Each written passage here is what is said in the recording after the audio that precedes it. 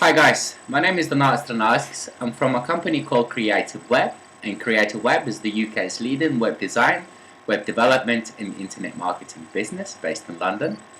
In today's video, I'm going to show you how to use IMAP and POP3 mail clients. So basically, what this will allow you to do, so if you have like an email address, for example, info@creative-webuk.com, and you would like to have email access to your phone or to the software or anywhere else on your computer, you would need to understand the basics of IMAP and POP3 portal clients.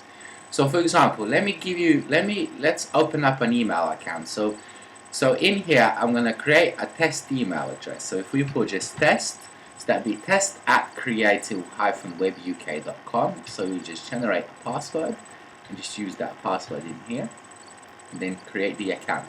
So now we created the account, but the only way to access this account is going through the cPanel, then clicking the webmail, and the webmail is very basic. So the way we found it, none of our clients really like to use the webmail, so they always prefer to have their emails, whether it's the software, like a custom-based software like in here, the CRM, or it could be Microsoft Outlook, or it could be the mail for Macs. So basically it works the same way, it has the same principles, but you can apply this technique to any software that you might use. As I said, whether it's your phone or whether it's the software, it still works the same way. So let's begin. I've created now the email address that we're going to use, and I'm going to use this software to sync the email into here. As you can see, I have a list of email accounts here, but I haven't got the one that we just created.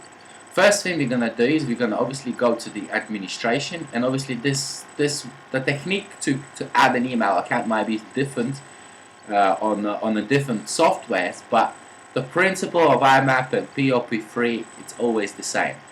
So if you do add account, and then if we type in test, the email address that we just created, so this is where now this is all the magic happens.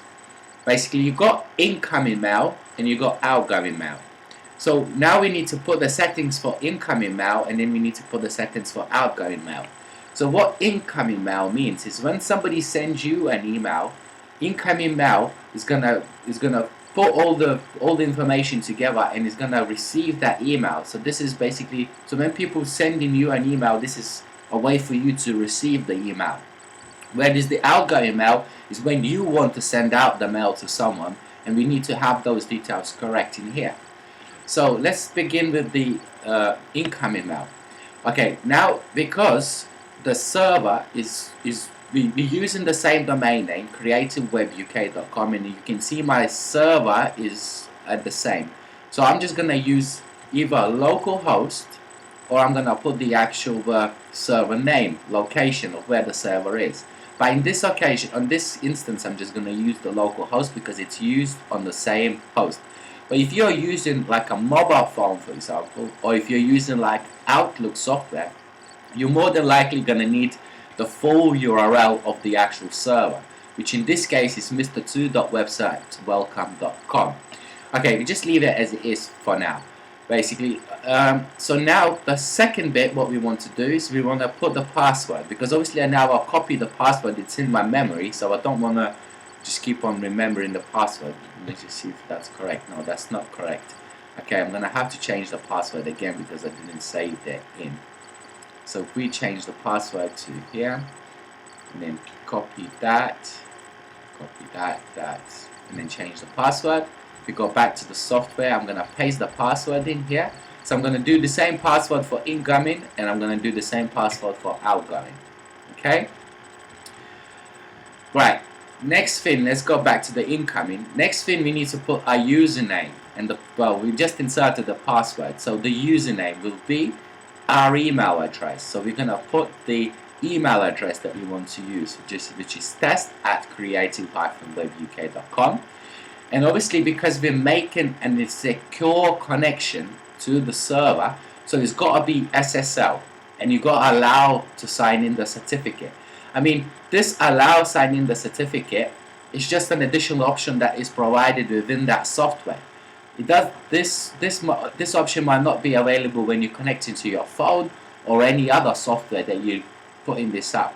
But what will be on every single device that you're going to use, that option here, encryption, SSL. So that's very important to change that to SSL, because otherwise this will not work. And if you go back to the outgoing mail, and if we change the encryption again to SSL, because SSL means a secure socket layer. So when it is, so you want to receive email safely and you want to send out email safely as well. Then what we do is just allow the self certificate again. Take that username and paste that into the username field here, because that's the email address we're going to use. So if we press apply, and you can see the email account for test@creativewebuk.com is in my control panel here now. So I am able now to receive emails, and I'm able now to send emails.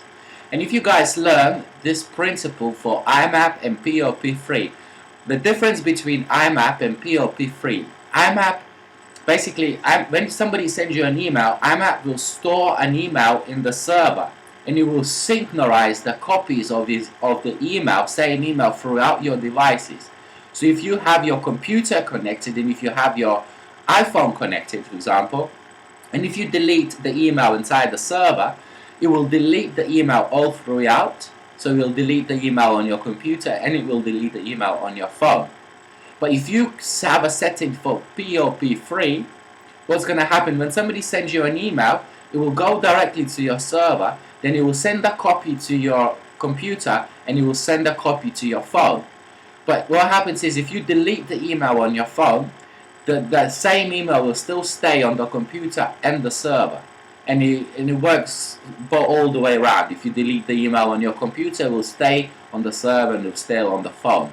So a lot of people like to prefer it on the IMAP, because it just delete. If you want to get rid of the email, you just delete the email and it goes all throughout your devices. So this is a preferred communication tool that we always set up for our clients, and this is the way they prefer it all the time.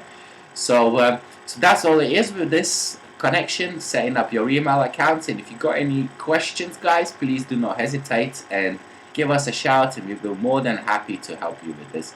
So guys, I'll see you soon.